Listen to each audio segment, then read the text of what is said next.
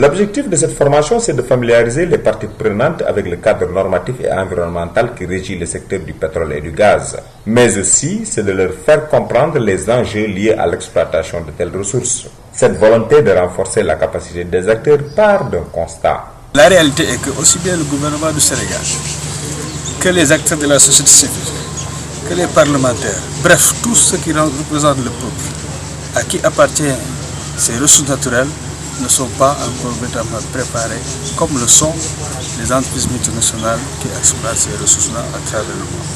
Donc il y a un défi de renforcement de capacité que nous voulons combler. L'intérêt de la tenue d'une telle formation est apprécié par la société civile. La société civile a une action prépondérante à jouer, en ce sens qu'elle doit être une force de proposition et même une force d'action pour pouvoir permettre à tous les acteurs de prendre en considération ce qui est l'essentiel.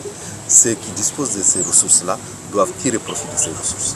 Dans le cadre de cette anticipation, le gouvernement, rappelons-le, a adhéré à l'ITIE, mais également il a créé des instruments institutionnels pour parer à toute éventualité. Cet organe qui a été créé par le président de la République, COS-Petrogaz, et qui est également un instrument institutionnel qui permet un peu d'aller vers une bonne gouvernance minière par la transparence, mais également au niveau de l'institution nationale que je dirige, le Comité sénégalais des droits de l'homme, nous avons quand même pris à bras le corps la problématique des droits humains en rapport avec donc, ce secteur extractif, par la création en décembre 2015 d'un observatoire national pour le respect des droits humains dans le secteur extractif. La découverte du gaz et du pétrole dans un milieu suscite l'espoir au niveau des populations autochtones de voir leurs conditions de vie s'améliorer.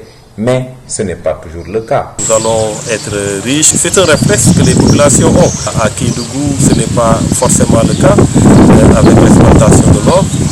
Il faudra que l'on anticipe sur toutes ces questions-là pour véritablement, au-delà de tout, voir les impacts sociaux, les impacts environnementaux dans des communes comme Kayar, où véritablement il y a l'activité économique qui concerne la pêche. Nous savons tous que l'exploitation du gaz va avoir des incidences sur la pêche.